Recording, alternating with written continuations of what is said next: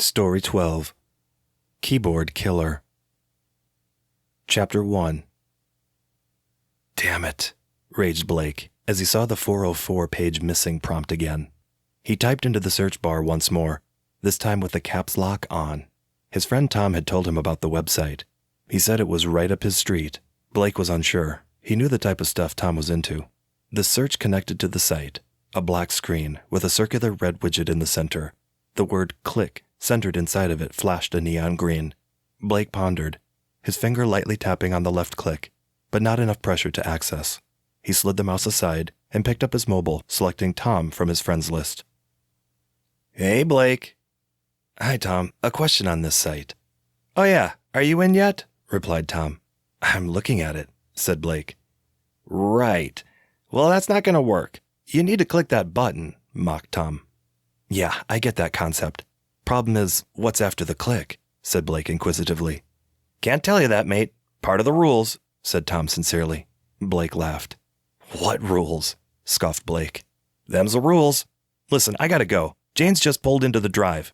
Just click on it, replied Tom, as he watched Jane through the window pull up in the brand new Ferrari he had just bought, cash. Hello? Blake looked at his phone. Tom had ended the call.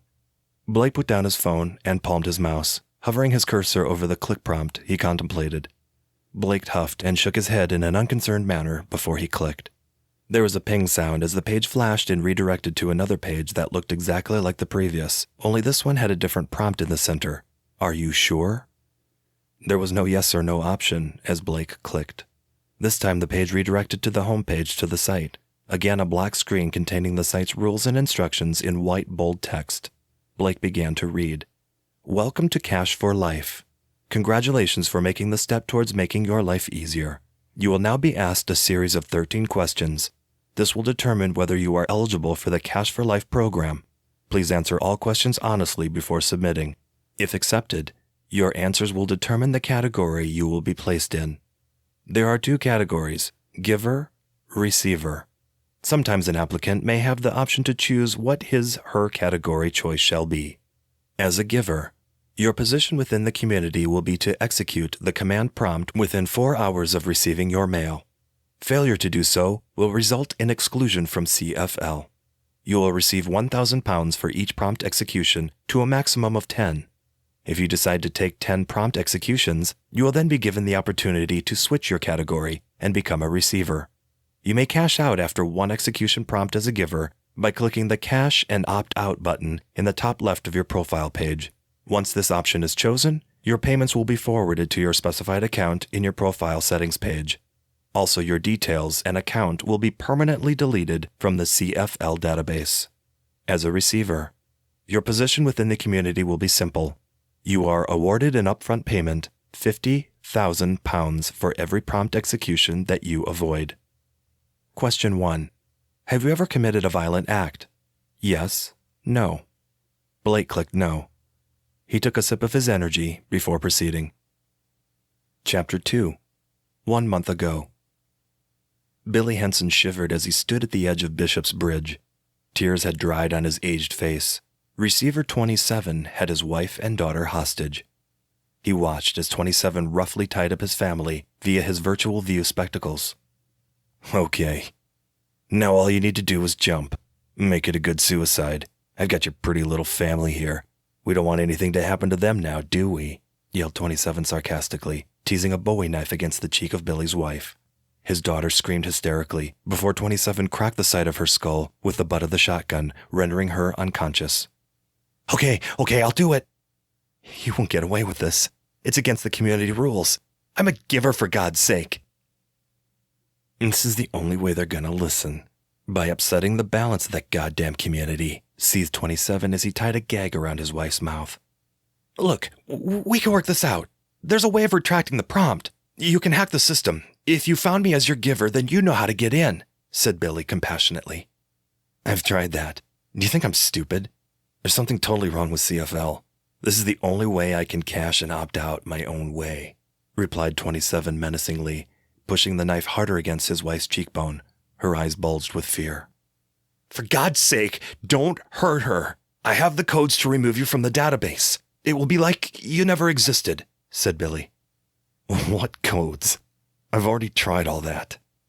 I can do it, 27. I created CFL. Receiver 27 released the pressure on the knife and piloted the drone around close to Billy's face. A bitter chill lashed against his cheek as he balanced himself on the edge of the bridge. You created it? Said 27 with surprise. Yes. Wow. So you can do that? Take me off the system? Sure. How long have you been with CFL? Said Billy, projecting a comforting tone. 2 years now. I'm another one of the unfortunate ones who didn't read the small print on the receiver rules. I just can't keep running. So you'll help? Said Receiver 27 coyly. I will. I'll help you, 27.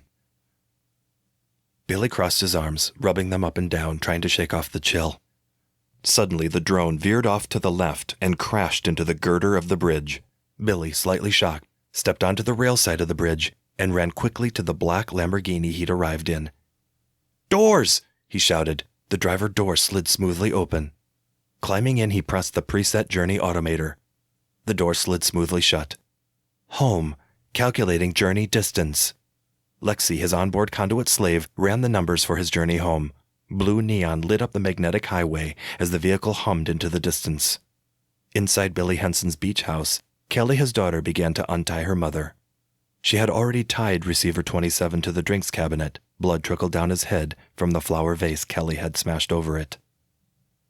Chapter 3. Blake provided the answers to the 5 questions that were required to evaluate his eligibility for CFL. He hovered his cursor over the Submit button and clicked. The page read, Evaluating Results.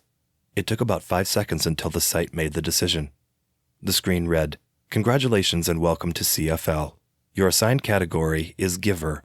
Please click on the Proceed button below to access your profile page. Blake clicked and was directed to a standard web profile. He clicked on Mail. Welcome to CFL. Here is where you will find your prompt requests. Please be sure to add notification alerts to your cell phone. Your first prompt will be in 4 hours from now, and every 4 hours after that, until you reach your maximum of 10. You must execute your prompt within 4 hours of your next prompt. Failure to do so will result in exclusion from CFL and may incur a further penalty. Remember, you may cache and opt out after your first prompt. We highly recommend that you stay your duration for a chance to switch categories. Blake leaned back in his chair and stared at the message, a little uneasy of the prospect of the new rule that had been added, which wasn't there upon sign-up, and may incur a further penalty. He checked his watch, 8:30 a.m. He would receive his prompt at 12:30 p.m. Leaning forward, Blake palmed his mouse and shut down his computer before heading out of his bedroom. Making his way down the stairs, he grabbed his rucksack and baseball cap that was heavily stained with grease from the 3 years of wear working at the Flippin' Beef burger joint, a job that he loathed, but this was the only way that he could save to open his own restaurant. Maybe CFL could speed up that savings, thought Blake. Blake? I put some fresh fruit and a couple of tuna sandwiches in your rucksack, said Sarah, shouting from the kitchen to the right of the stairs. Sarah had been Blake's flat share tenant for the last 3 years now. They went to Stanmore College together and had been friends since they were 8. Blake had spent the majority of his childhood at his grandparents' and also at Sarah's parents. At the age of 7, he lost his parents in a car crash. Thanks, Sarah. I'm on a split shift, so I'll catch up with you around 11:30 if you're still around, said Blake. Yeah, I should be. I'll see you then, replied Sarah as she raised a mug of coffee to her lips. Blake gave her a thumbs up as he made his way out of the basement flat, up the stairs, out onto the street, and into his beat-up old Honda Civic parked at the curb. Blake started up the engine and headed off down 6th Avenue towards the motorway for a 6-mile trip to his workplace at the Flippin' Beef. He breathed heavy as he picked up his running pace. Receiver 22 had been running now for the last 2 hours.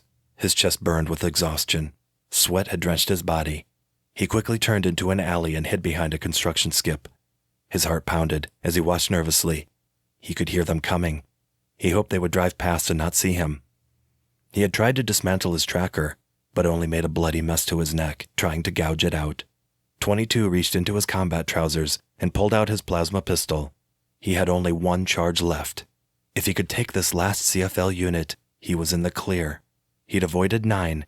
This would enable him to cash and opt out. He watched as the blacked-out Escalade hovered into view. 22 set the pulse switch on the pistol. It made a sound similar to switching on night vision goggles. The Escalade stopped at the entrance to the alley. 22 prepared his shot. The Escalade shot out of view as 22 lined up the shot. "Damn it!" he cursed. He placed his pistol back in the pocket of his combats. On doing so, 22 heard the sound of a bottle being knocked behind him. He quickly turned around, but he was not quick enough, as the CFL soldier behind him slammed down his pulse sword straight through 22's skull. Chapter 4. The wind howled as they traveled at around 50 miles per hour. Rain beat down onto the windscreen of the vehicle. The wipers struggled to deal with the heavy onslaught of large raindrops, impairing Blake's father's vision. They had been in a heated argument since they left the restaurant. Blake's mother was always the one to start an argument over such menial matters. It only took a second for his mother to distract his father. He swerved to avoid a felled tree in the road. The wet road surface caused the vehicle to spin into a barrier, tossing the car into a ravine 30 feet below. Glass tumbled around inside the vehicle, seemingly in a slow-motion effect, as it barrel rolled down the hill. Blake's mother was tossed through the passenger seat window, her safety belt unfastened, her limp body wrapped around a tree. Blake's father, although strapped in, bled to death as a tree branch pierced through the windscreen, punching a hole through his chest. Blake cried in the car seat behind, showered in glass, but unharmed. "Blake! Blake!" The manager of the Flippin' Beef shouted over at Blake. He heard the distant voice as he came back to reality from one of his flashback episodes. "Stop daydreaming! We need another tray of coleslaw," shouted Gus, Blake's manager. "Okay, I'm on it," replied Blake as he headed into the back of the kitchen. Gathering the ingredients for the slaw, he placed them onto the prep table. Looking at the clock above him, it read 11 a.m. Blake finished his morning shift in 30 minutes. His prompt was at 12:30 p.m.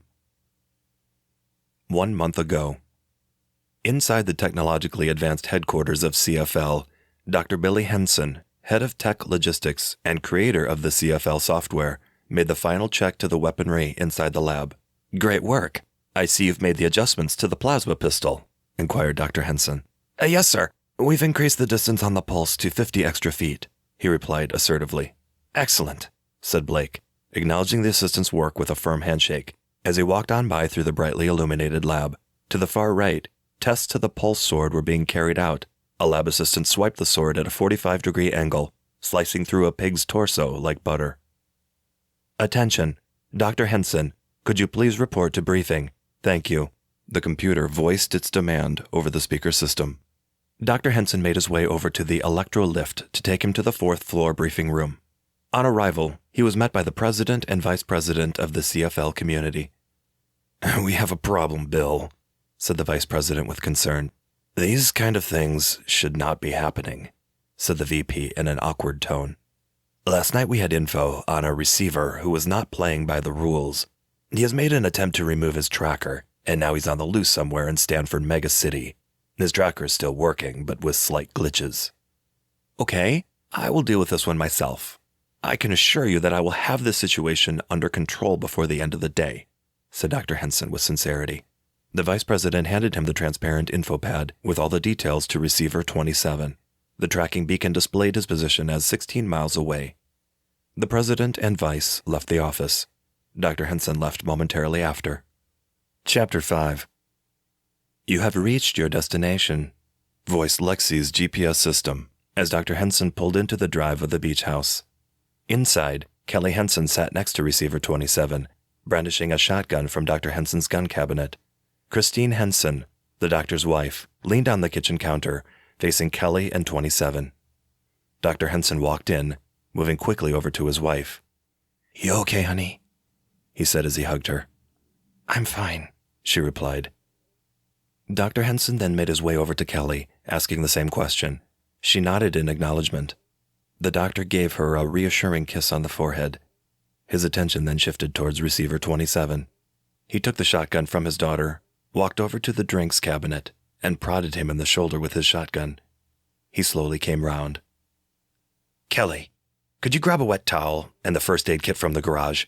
He's bleeding all over my goddamn floor," seethed the doc. "Sure," replied Kelly, as she made her way out the back of the beach house.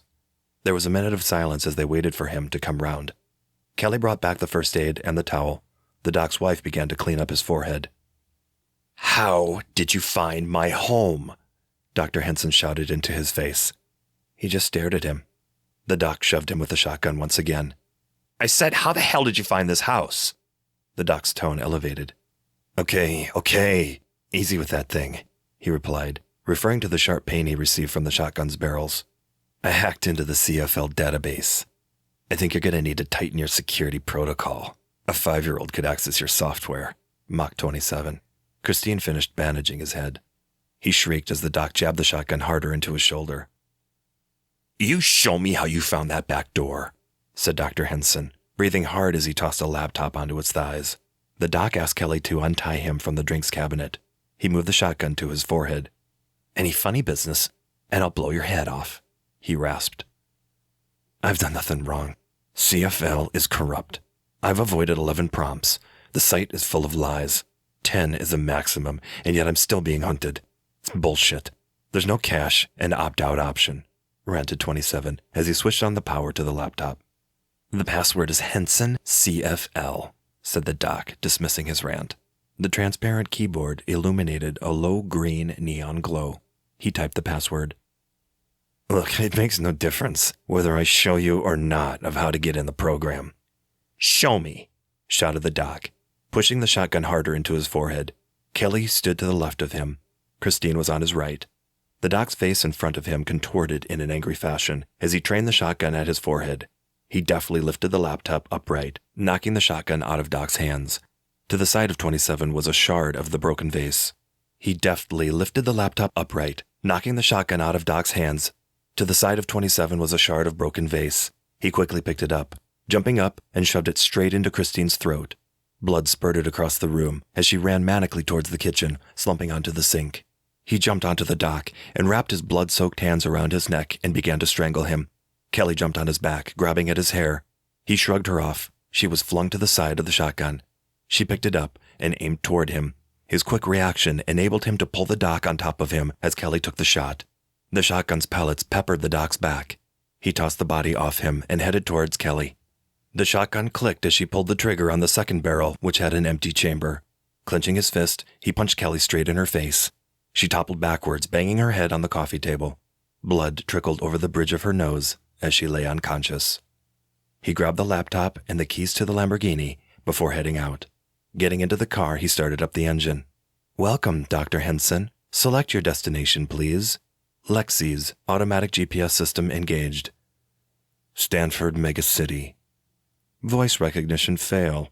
Lexi's voice replied with a less welcoming tone.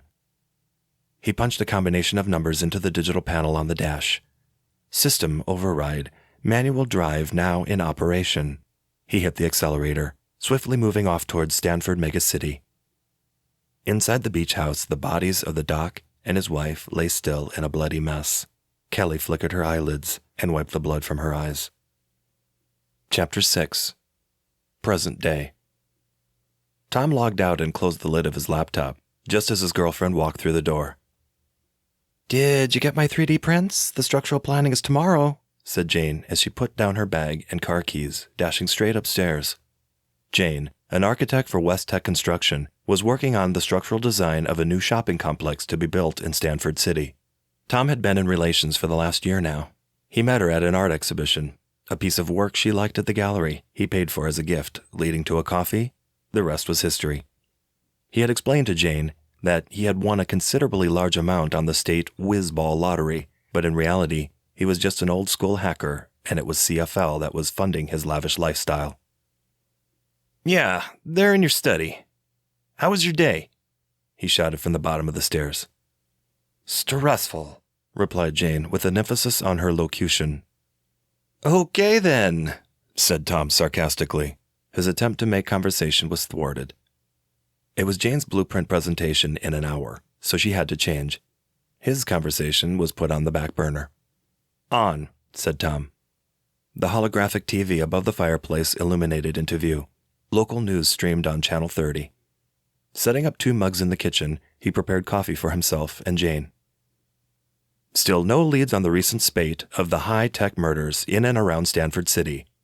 Frederick Stevens, 46, is the latest victim to fall foul of what people are calling organized killings. The images you are about to see are graphic. Please be advised. The TV showed pictures of an alleyway. A body lay against a construction skip. A burnt skull showed telltale signs of a pulse sword strike. He stopped stirring the coffee and stared at the TV. He knew right away from the other half of his skull that still remained that it was receiver 22. "Off," said Tom. The TV vanished. "Could you zip this for me, babe?" Jane came bouncing down the stairs, her hands fiddling with the clasp on her earrings. "Sure," said Tom, as he slowly pulled together the back of her dress and pulled up the zipper. "Are you sure you don't want to come?" questioned Jane. "No, I'm fine, baby. I got a little writing to catch up on, and besides, I won't fit in with all the bigwigs at the show." "I'll be with you tomorrow, giving my full support with the presentation of your prints," replied Tom as he reached the top of the dress. He turned Jane around and kissed her lips gently. They looked into each other's eyes for a second before Jane dashed off again. "Could you make that coffee to go, babe?" she said as she slipped on her shoes at the front door. "Sure," he smiled. Jane's lust for life always intrigued him. He passed her the coffee and a thermos. She slipped on a jacket from the coat rack next to the door over her black dress. "I should be back in a couple of hours. Wish me luck," said Jane as she took the thermos from Tom. She kissed him on the cheek and headed back to her car. "You don't need it," he replied, watching from the front door. Jane smiled and started up the Ferrari.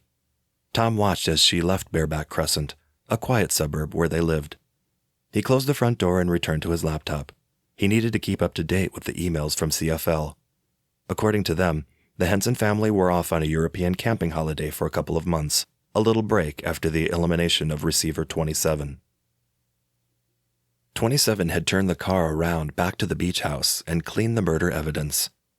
He was a little unnerved to find only 2 bodies there and was unsure why Kelly had not told CFL of her parents' double murder. Tom had to be on his guard from now on. He would take a quick look at the CFL receiver and give her software logs before driving over to Blake's flat for a visit. He typed in the password, Henson CFL. Accessing the CFL database, he waited as the information was loaded. He stared out of the window at the black Lamborghini parked in the driveway. Chapter 7. Tossing his baseball cap onto the stairs banister, Blake checked his watch, 12:26 p.m. "Sarah?" shouted Blake as he closed his front door behind him. There was no reply. He quickly sat down at his computer desk and powered up his system. Logging into CFL, Blake accessed his profile page. A timer at the top of the site counted down the 4 minutes that remained. To the left was a list of receivers with a prompt saying, "Please choose one within 4 hours." He scrolled down the list. Each receiver had a number and a short bio of themselves. Blake clicked on one randomly.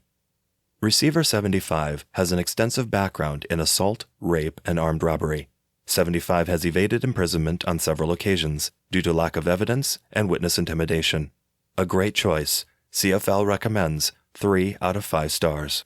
If you would like to assign a giver to this selection, please click the Alt key now. Blake laughed, still unsure what assigning a giver even meant. He was more interested in the payments.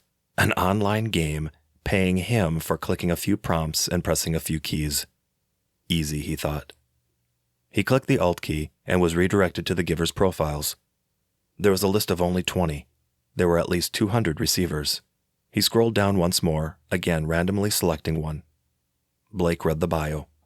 Giver 17 has an extensive background in law enforcement. Once an officer for Stanford Police Department, his career was cut short due to using his own kind of justice. His wife was murdered by an intruder that entered the family home. Skilled in the use of pulse swords, electron nets, and neutron grenades. Giver 17 is a great choice for those tough receivers. CFL recommends 4 out of 5 stars. If you would like to assign this giver, please click the Alt key now. Blake clicked.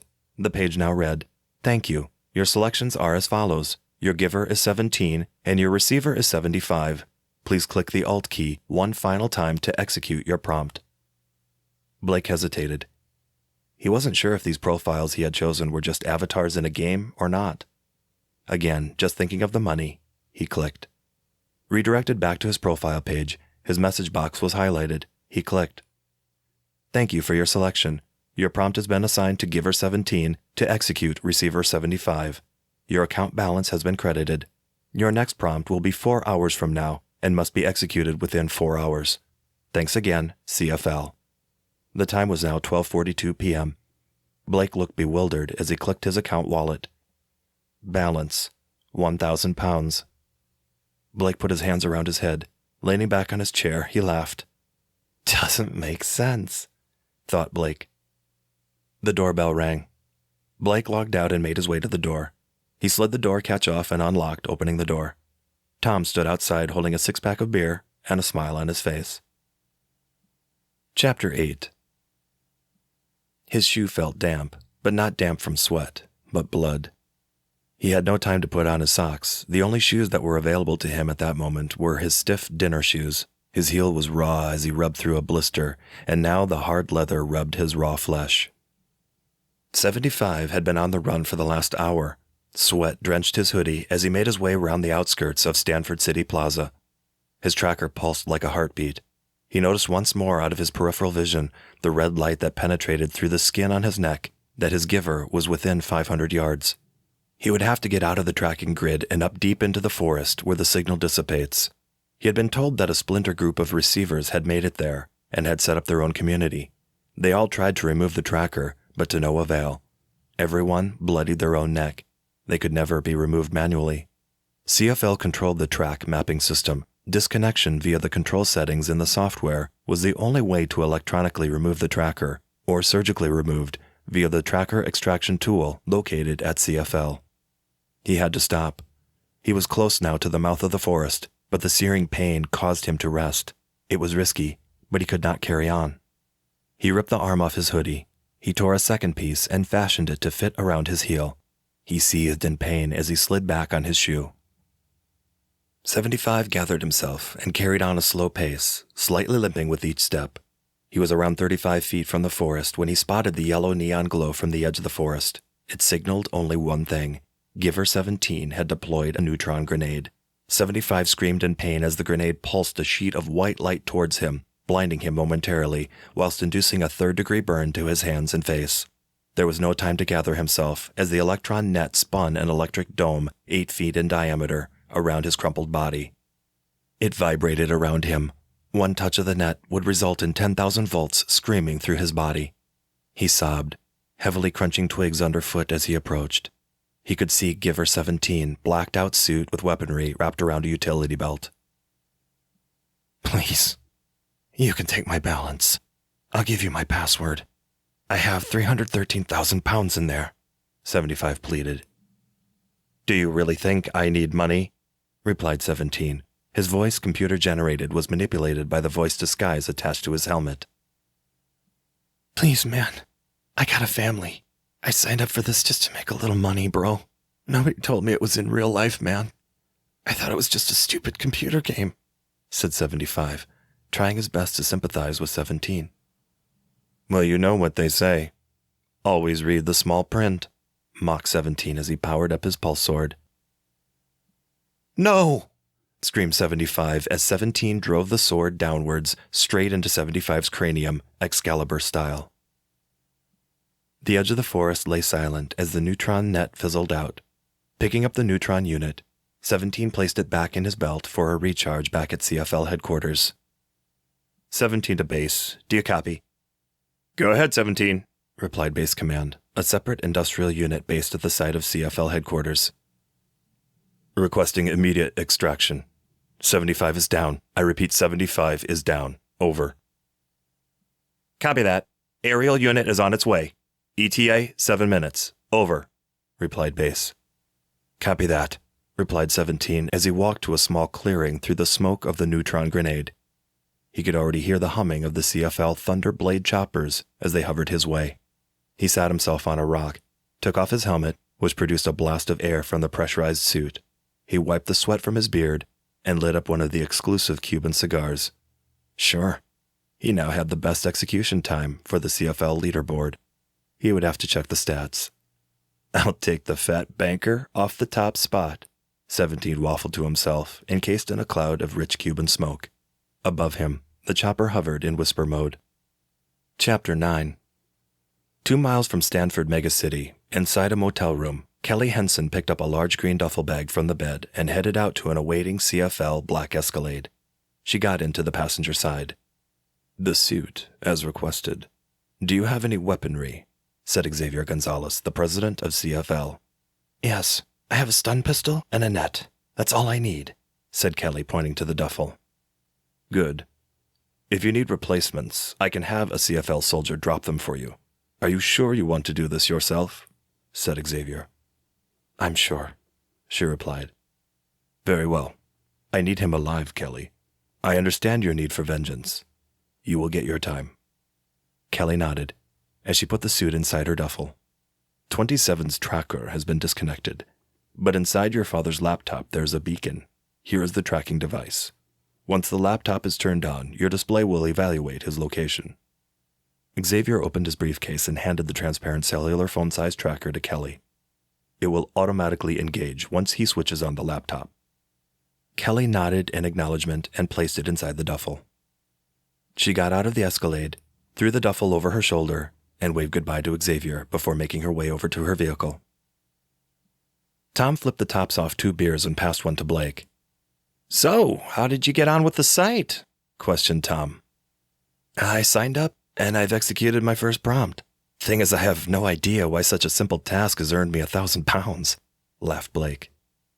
"Let me show you something," said Tom as he took Dr. Henson's laptop from a bag at the side of him. Blake sat by his desktop as Tom placed the laptop on the coffee table facing him. He pushed the standby button. The CFL logo lit up on the startup screen. "Wait, is that a CFL program running on that?" asked Blake. "It's more than a program. This is the laptop of the creator of CFL." "What? How the hell have you got that?" replied Blake with surprise. "It's a long story," said Tom, now accessing the CFL database. Blake took a sip of his beer and watched Tom quickly type. "Wait a minute," said Tom, a little bemused as the laptop screen read "Access denied." "Something's wrong here. I think they've shut me out." "Shut you out of what? What's going on, Tom?" Blake asked with concern. Tom carried on frantically typing away at the keyboard, trying to override the system. Each time it said "Access denied." "God damn it!" Tom quickly closed the laptop and rubbed his hand over his head. "We might be in danger," Tom stressed to Blake. "In danger?" replied Blake. "We're going to have to leave now. Let's go. I'll explain in the car," demanded Tom. Tom knew that if they had blocked his access, then they were smart enough to locate his whereabouts. The tracker pinpointed the location of the laptop. Kelly started up the black sports car and headed toward 6th Avenue, Stanford. Chapter 10. Good morning, gentlemen, and congratulations. You are the final 20 that have been selected for the CFL program. If you would like to follow me, I'll take you down to the training area. Now, I know some of you are already experts in weaponry, but here at CFL, our ammunitions department is far beyond your usual gun club, said Xavier Gonzalez officially. I doubt that, said Henry Kimmler, CEO of Stanford Bank and Trust. Oh, Mr. Kimmler, I can assure you of that, smirked Xavier. The group of 20, Stanford's rich and elite businessmen, all dressed in the high-tech CFL soldier suits, followed Xavier down a brightly illuminated corridor towards the entrance of the CFL Industrial Weapons Testing Unit. Good afternoon, President Gonzalez. The computer-voiced iris recognition door entry system greeted him. Large steel doors to the facility slid smoothly open. On entry, an array of weaponry lay on metal tables. In front of the tables was the assault course, displaying a number of strategically placed mannequins. Here you will learn the basics of CFL weapons technology. If you would like to select your weapons of choice, you may select up to 3 items that are specifically designed to connect to your utility belt on your suits, said Xavier, waving his arm towards the tables. The group made their way over to the tables. Now, what we have here are the finest in pulse and electron units. Each piece of equipment has a different usage. For example, the neutron net that you are holding, Mr. Gomez, will deploy an 8-foot in diameter net, which is perfect for close-quarter encounters with your assigned receiver. You have all been assigned a given number, which will correspond with the leaderboard. At the moment, as you can see, you are all set at 0 on the board. Each week, the leaderboard will be updated to show the current frontrunner in the game. It will consist of kills and times of your kills, said Xavier, pointing towards the neon leaderboard. The 20 names were displayed brightly. Chuck Gomez, an ex-officer for Stanford Police Department, handled the neutron net. Your helmets are name-tagged. They will give you visual updates and location tracking for your allocated receivers. Your handheld notification device will tell you when your receiver is active. Xavier pointed towards a shelving unit to the rear of the room, which displayed 4 shelves, each containing 5 helmets and devices on each. The group each selected theirs. You will have a team of 5 CFL agents assisting you with your hunt. Once again, communication will be via your helmet to CFL Base Command. If you encounter any problems during your receiver hunt, one call to your team and they will assist you. After every successful execution, your team will also be on standby for your extraction via Thunderblade choppers. Are there any questions? Barked Xavier. None for me, said Kimmler, clipping a pulse sword to his belt. Chuck Gomez laughed at Henry Kimmler's nonchalant attitude as he repositioned the cigar in his mouth. The rest of the group had nothing to say, just eager to equip themselves. Okay then, may I wish you all a great hunt from all here at CFL. We appreciate your time and money you have invested in us. Please feel free to hone your skills on the assault course, said Xavier appreciatively. The sound of the high-tech equipment was ear-piercing as the group toyed with the weapons. Say, you up for a little side game? Kimmler propositioned Gomez. What you have in mind? Replied Gomez, carefully examining his helmet. Kimmler adjusted his utility belt around his oversized waist. Fastest kill time for your first 3, said Kimmler. Sure, smirked Gomez as he attached a neutron grenade to his belt. Chapter 11. Sarah fumbled in her handbag for her keys as she got out of her car. Making her way to the front door of the flat, she noticed the door already ajar. Blake? Are you home? She shouted, but no reply. She closed the door behind her, noticing that the lock was broken. Don't move. Kelly pushed a stun pistol into the back of her neck. Please, don't hurt me. Take what you want, cried Sarah. Hands up. Over there. Kelly directed Sarah to the chair in the living room, pushing the gun barrel into her neck. Kelly held the laptop in her other hand. Where is he? Seethed Kelly. Where's who? Replied Sarah. Kelly cracked the butt of the pistol against the side of Sarah's temple, knocking her unconscious. Blood trickled down the side of her face. Kelly opened the laptop and accessed the CFL database, accessing the financial banking platform and deactivating her father's cards linked to the account. She then opened the link to Lexi's control panel and attempted to shut down the vehicle that 27 was driving. It was no use. Tom had already manipulated Lexi's onboard systems with manual override. Damn it, rasped Kelly as she slammed the laptop shut. Sarah began to come round from the pistol blow. Now I'm going to ask you again, and this time you're going to tell me where he is, whispered Kelly close to Sarah's ear. If you're talking about Blake, he should be here. He finished his shift about an hour ago. He's usually home by now, sniffed Sarah as she wiped the blood from her head with the back of her hand. I'm looking for receiver 27. That laptop was carrying a beacon, and it led me here. Who else do you live with here? Questioned Kelly as she trained the pistol at Sarah's head. I live with my friend Blake. We share this flat together. I have no idea who receiver 27 is, replied Sarah sheepishly. Kelly huffed and walked over to the window. She stared at the traffic outside. She looked around the flat. Sarah cowered in the chair. Poking around Blake's belongings, she noticed a photo of him and Tom aboard a yacht, holding a shark between them. Him! Where is he? Kelly pointed at Tom in the photo. Oh, you're talking about Tom. That's his friend. I should have known he would have something to do with this. If it's money he owes you, I can assure you that Blake has nothing to do with his gambling debts, said Sarah sincerely. It has nothing to do with his debts. That motherfucker killed my parents. Now how do I find him? Kelly moved over to Sarah once more, holding the pistol close to her head. Look, I don't know where he is, and I know nothing about your parents. Here, take my phone. Call Blake. He'll know where he is, replied Sarah as she reached into her bag for her cell phone. Kelly snatched the phone from her and searched her contacts list. Jesus, slow down, Tom. You're going to get us killed. Where the hell are we going? Shouted Blake.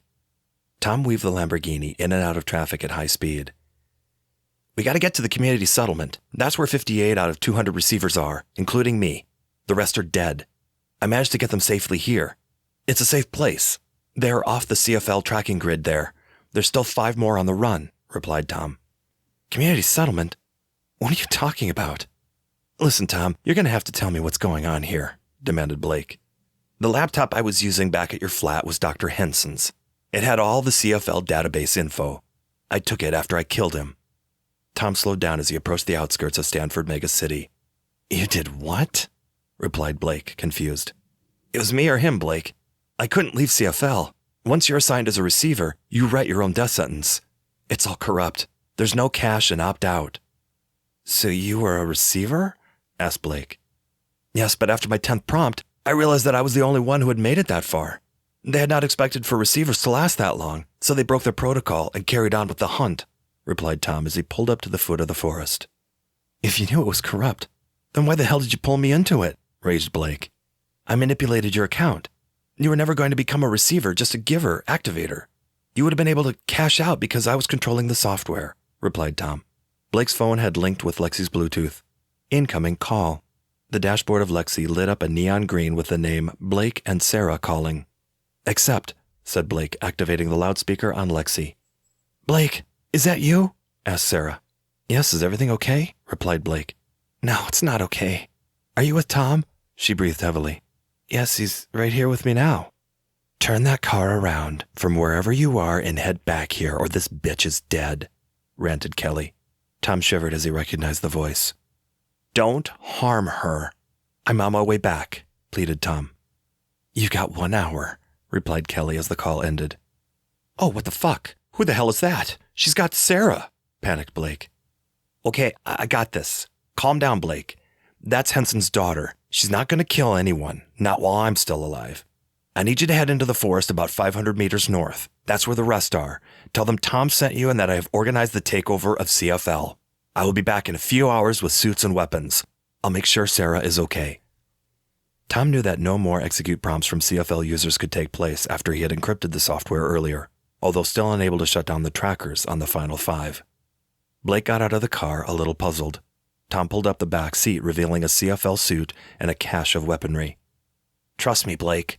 I'm going to make this right, said Tom as he climbed into the suit. He placed his helmet on the passenger seat. Blake stood motionless and confused for a moment before setting off into the woods. Tom turned round the Lamborghini and headed off at speed. Inside CFL weapons training, Xavier Gonzalez fumed at the news of the CFL software hack. He gave all 20 givers the go-ahead to search for the final 5 receivers. 2 Thunderblade choppers were waiting on the helipads outside the facility. Chapter 12. Tom arrived at Blake's flat, pushing the already ajar door open. Kelly had her pistol trained at 27 as he turned the corner into the living area. He put his hands above his head. Sarah was tied up and gagged at the side of Kelly. Get over here. Take off that belt and slowly throw that stun pistol to me, ordered Kelly, motioning to 27 to sit in the chair facing her. He looked over to Sarah as he sat down. Her eyes were reddened and tear-filled. 27 nodded and smiled at Sarah in a reassuring way as he slowly removed the belt and slid the pistol to Kelly. So how are we going to do this? Questioned Tom. There was a brief pause. You'll see, said Kelly, waving the pistol left and right towards 27.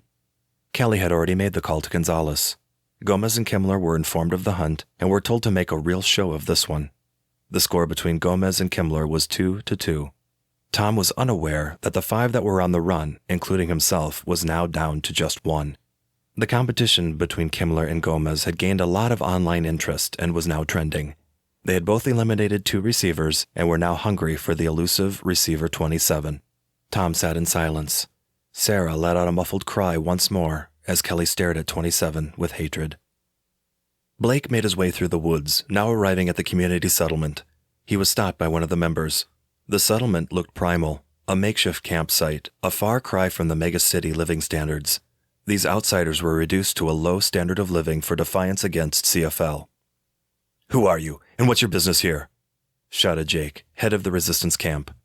I've been sent by Tom, receiver 27. He told me to come tell you we are ready to go to war with CFL.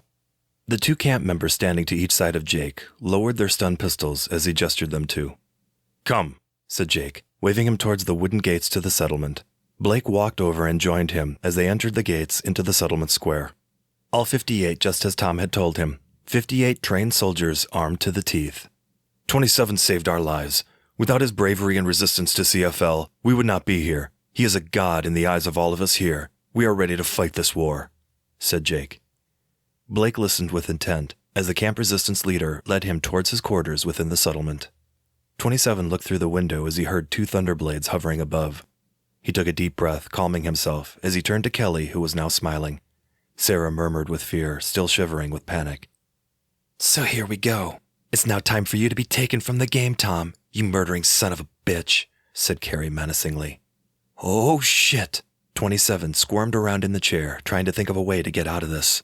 Kelly still trained the stun towards Tom's head. 27 reached his left hand down the side of the chair and gripped the console controller that Blake always stuffed down the side. Tom tossed it like a boomerang, knocking the pistol from Carrie's hand. He jumped onto her, pinning down her face to the wooden floor. The first chopper was down, and Gomez alighted, selecting his weapon of choice from his utility belt, the pulse sword. Chapter 13. Jake led the soldiers from the settlement and marched along the forest path on a mission toward Stanford Mega City, their destination CFL headquarters. They planned to destroy the whole facility, taking down the mainframe unit inside. Blake walked alongside him. It was a 30-minute walk, and conversation was minimal along the way. The crackle of white noise could be heard from the radio unit Jake had dangling from his hip that relayed messages from 27. Kimmler's chopper landed straight after Gomez alighted from his. He jumped out, making a dash after Gomez, who was now heading towards Blake's flat. Inside, 27 was untying Sarah. Kelly was now gagged and tied to another chair. Sarah made a dash towards the bathroom as she heard a pulse sword strike hit the front door. Gomez had struck his sword along the hinges on the frame. The plasma cut lanced through it like butter. The door collapsed inwards. 27 grabbed his pistol and belt from the floor, buckled up, and quickly positioned himself behind the kitchen breakfast bar. The kitchen window smashed inwards as Kimmler deployed a neutron grenade. It bounced off the side, dropping in front of him. Without thinking, he quickly grabbed it and tossed it towards the door Gomez was entering. It landed at his feet. He looked at 27, then looked towards the grenade, making a grab for it. It was too late. A small nuclear pulse hit him full on, hurling him backwards with considerable force against the choppers he'd arrived in. It had fried his cranium. Blood poured from facial orifices. 27 made a run to the bathroom, grabbing Sarah, telling her they have got to leave. He made his way cautiously towards the door. He fired a succession of stun blasts toward Kimmler, who now ran for cover behind a dumpster. He then blasted the 2 choppers' fuel tanks, igniting them. It was followed by 2 almighty explosions, covering the road in flames. Kimmler covered his head with his arms as hot chopper debris spewed on and around him.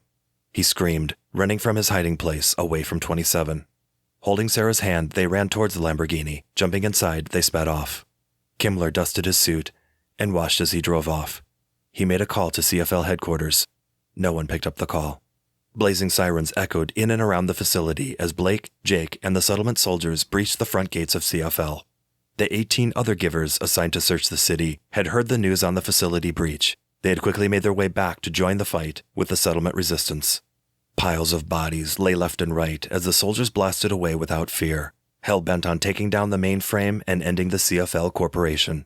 Arriving soon after, 27 and Sarah drove straight through the destroyed gates of CFL along the compound's road towards headquarters. The soldiers were already inside, engaged in battle with CFL employees. Xavier Gonzalez, with nowhere to go, ran towards the elevator to the communications tower with access to his personal chopper to escape the carnage. 27 entered the facility to meet with Jake and his men. Sarah noticed Blake and quickly ran over to him, throwing her arms around him. "Communications are down. The soldiers have control of the training facility. Just the mainframe left," shouted Jake to 27 as the sound of stun weapons echoed around the facility.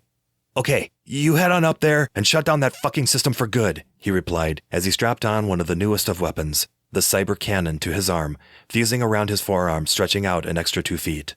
Jake blasted the security doors to the mainframe. Gonzalez had deactivated the lift from the top of the communications tower. Bursting through the emergency stairs door, he headed up 6 flights towards Gonzalez. The soldiers had now eliminated the rest of the givers that had arrived. Jake had lost at least 13 of the 58 he had. He was now inside the mainframe unit. He stared in awe at the rows of big iron. Their high stability and reliability enabled these machines to run uninterrupted for decades. But Jake was about to end that. Around Stanford Megacity, the thousands of subscribers to the CFL program were having trouble accessing the website, encountering the 404 page missing. Jake had thrown 3 neutron grenades inside the mainframe unit before dashing out into the open facility. The rest of his soldiers were there to greet him. Their mission was complete. The facility was terminated. Gonzalez opened the door to his personal Thunderblade chopper, quickly positioning himself in the pilot seat and firing up the electro-radial engines. 27 burst through the fire door to the roof. Gonzalez was strapping himself in as the rotors whipped round the top of the chopper in a whispering fashion. His face filled with fear as he aimed the cyber cannon towards him. The weapon Gonzalez had designed was now deciding his fate. He knew it was impossible to escape a blast from the ray it dispensed, but nevertheless, he pulled on the collective and grasped the cyclic, lifting him vertically. 27 had fired a bolt of blue towards the chopper, encasing it in a bubble of static electricity. Sparks fired from the rotors as it quickly shut down the mechanics on board, sending it into a tailspin. He quickly shielded himself behind an air conditioning unit as the Thunderblade clipped its rotors off the side of the roof. Inside the cockpit, Gonzalez tried to right the chopper frantically before its interior burst into flames. He could hear his screams as the chopper fell down the side of the building, finally hitting the ground with an almighty explosion. Tom, a.k.a. 27, now no longer a number, headed down to the rest that had congregated in the facility courtyard. Their job was done. He walked over to Jake, smiling. Jake was smiling back as he pulled him in for a manly hug. Sarah and Blake stood beside him. The soldiers regrouped, by order of Jake as he headed them out, back towards the settlement. Sarah and Blake followed. Tom's mobile rang. There were nearly 13 missed calls. It was Jane. She was already at the presentation, giving him the good news on her project, oblivious to what had gone on. He ended the call, letting her know he was on his way.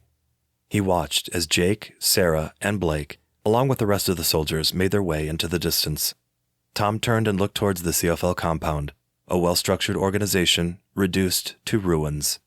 He started up the Lamborghini and headed away from the chaos. Just outside of the facility, Kimmler and Kelly Henson watched through binoculars as the carnage unfolded. He opened the briefcase Gonzalez had entrusted him with and checked the contents. The CFL hardware was still intact. Kelly had a cerebral chip implanted containing all of CFL's software. They both twisted hard on their accelerators to their electro bikes they had picked up from Kimmler's weapons storage unit just outside of Stanford Megacity and blasted off into the distance.